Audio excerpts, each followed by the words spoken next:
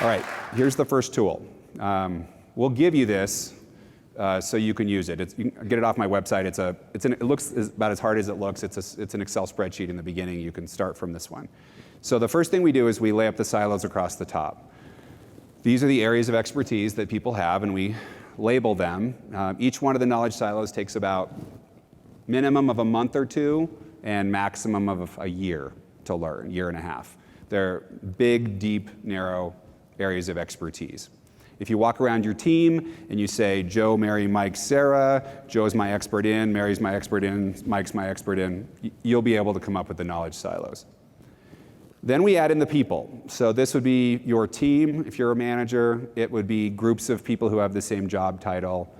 It could be people in different locations or people with the same knowledge areas of expertise. So it's whoever you want to put in here. You can put it in a relational database. You can do hundreds or thousands of people, no problem. I always recommend you start with about 10 so you can get a feel for how all this works. Then we add in the expertise, okay? So when I mark somebody purple, I am saying something very specific. I'm saying this person is doing the work in the way I wish other people would learn from. This person is my gold standard. They are setting the expectations. And if everybody worked like Mike, we'd be good. Now, do any of you have a crazy genius on your team? Smartest person in the room, but not very replicable? You wouldn't want everybody to be like that? It's like nice to have them for problem solving, but don't learn too much from them, right? Do you have anybody on your team who's really nice? And they want to teach everything, but they're not the gold standard, right? So these are not those people. Do you have anybody on your team who's the best you've got, but not good enough? They're also not purple. They're not the expert. So you have to be very disciplined about this. You can't mark everybody with 20 years of experience purple, okay? It's very, very targeted. Green is my experts, is my people who are good to go.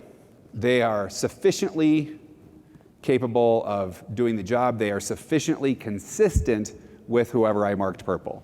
The way you do it is enough like her that we're good to go. So your gut is telling you this. The results of their work tell you this. Their peers are telling you this, and we mark them green. It's good to have green. I tell employees, you don't have to be purple. I don't need a bunch of people setting the standard. I need one or two, potentially, and then I need a lot of people who are stable and able to do the job. Yellow is my apprentices. These are the people who are not yet consistent with the expert. At the nuclear plant, I had a supervisor tell me, don't tell him. He thinks he's purple, but he's not even green. If you tell him, he'll get mad at me. Yeah, not good. So you want that in the back of your mind. You want to notice that somebody with 10 years of experience could be marked yellow, not because we hate them or they're a bad person or they're a failure, but because they're not yet consistent with the expert. And we want to answer the following question, which is, well, how do I get consistent? And that's what we'll do in a minute here, okay? So we mark somebody yellow because they're brand new. We mark them yellow because the procedure changed, as with Silo A. We mark them yellow because they've been doing it a long time the wrong way. And we want them to know that they're not yet ready. They're not yet consistent, and that's an issue for us. Then we add in priorities. Not every silo is of equal priority, right? Some of them are scarier. Some of them are a bigger problem. And we want you to be able to say, these are the highest priorities relative to the business need, relative to what we know about retirements, relative to what we have in terms of volume of work coming up. So we mark in priority. And then we add in one more layer to show real risk. These are the silos that we're going to actually take action on right now. And so sometimes it's a silo, a whole area of expertise that we are worried about, and sometimes it's a person. We know that Joe really is purple in 7 silos. If we deleted Joe from this matrix, we would have a big problem. And so we sometimes call out people. Sometimes it's the new hire. Sometimes it's somebody who's been there 2 years but is underutilized. Okay, so now I want you to take a minute and we're going to analyze this risk together. I'm going to go through each question slowly and I'm going to give you a chance to think about it and even write down what you think the answer is, and then we'll come up to it. So the first question is, if you're going to spend money on formal training, which silo would you go after where you would put a class together? Anybody have an answer for me? Silo A. Silo A is the answer because why? You've got a whole bunch of people who need to learn, and that's a perfect opportunity to use formal training to get somebody up to get a group of people up to speed. In this case, that was a change in procedure. Everybody needed to get trained on it. Sometimes formal training is the right answer. Why is employee 2 marked red, and what could be done about it? Why are we worried about employee 2? Top priority.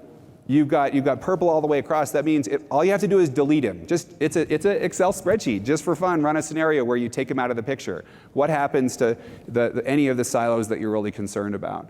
And this does not have to be somebody who's ready to retire. This could be somebody who's potentially promotable, somebody who could get poached by one of your competitors. There's all kinds of things. I have a client where a 26-year-old kid fits that criteria.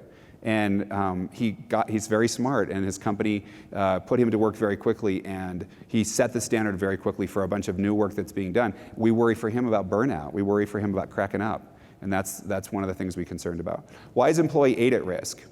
Do you have anybody who's expected to learn everything at once? And so the priority is not clear, and that's somebody running around like a chicken with their head cut off. What about employee 5? This is a real story from a real nuclear plant. Employee 5 is a young female engineer with 3.5 years on the job. And that's not a hypothetical, that's a person. Her name was Sarah. Okay? So when we saw employee 5 marked like that, what did we do? We got up and we went and found her. And we sat her down and we said, Sarah, what's going on? She said, yeah, I hate my job. I'm in a room full of old mean guys. They hate me. Not that they hate me, they ignore me. That's worse than hating me. They just aren't interested in me or what I have to offer. They found a slot for me, they shoved me in the corner, here I am. My resume's already polished, I'm already ready to get out of here. You have one of these on your team, I guarantee it. You might have a dozen of them. And so we physically picked her up, extracted her from her desk and her team on the spot. And we were able to sit her down and look at her. Smart person, very capable, wants to be a good employee, and yet didn't have a place to do that. And because she was green in a box, we had the opportunity to say, let's go fix that. Let's make you yellow in 3 new silos. Let's get you a mentor who can really help you. And let's preserve the investment we've made in you and your future at this organization, okay? Employee 4 was shocked because he thought he was purple in silo B. What might have happened? And so this happens all the time. I've been here 20 years, I'm purple. And the answer is, you know what, I don't need everybody to be purple. I don't need everybody to set the standard. And so we're saying to you, we need you to be the expert here and here, but not here and here. If you have a person like employee 2, you can say to them, can we make you white in some of these silos? Can we have you stop being the expert, stop being the go-to person, so we can reduce your workload and have you focus on higher priority silos? And that's a conversation that we can have. And of course, silo F's at risk for what? What worries about silo F? Too many experts. What happens if 5 or 6 people all think they're setting the standard? And they don't even like each other. They don't even talk to each other. So if I'm learning, I wander up to somebody, I'm going to get a set of rules different set of rules for each person I visit with, and each one of them is going to have a different approach. And you might say, well, that's great. That's how we get broad learning, except for if there's a right way to do it and I'm learning a different way from 5 people, then we should know that. We should be able to be clear about that.